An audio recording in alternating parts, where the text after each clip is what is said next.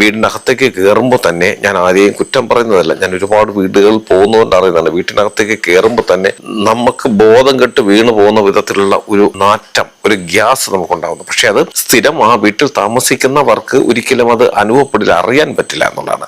അത് നമ്മൾ മനസ്സിലാക്കണം. അതായത് തൂത്തുവാരാതെയും തുടയ്ക്കാതെയും തറ തുടയ്ക്കാതെയും മാറയിലേക്ക് പിടിച്ചു കിടക്കുന്ന വീട് ചോദിച്ചാൽ അവർക്ക് സമയമില്ല.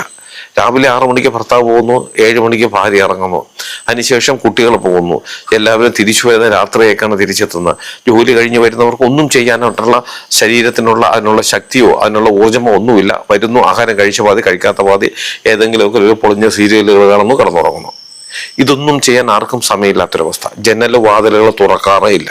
എന്തിനാണ് നമ്മൾ ജനൽ വാതിൽ വെച്ചിരിക്കുന്നത്? ഇത് തുറന്നിട്ട് പുറത്തു നിന്നുള്ള ഭൗമോർജവും അന്തരീക്ഷത്തിൽ നിന്നുള്ള സൗരോർജവും നമ്മുടെ വീടിനുള്ളിലേക്ക് കടന്നു വരണം. അതാണ് നമ്മളിൽ ഒരുപാട് പോസിറ്റീവ് എനർജി ഉണ്ടാക്കി തരുന്നത്.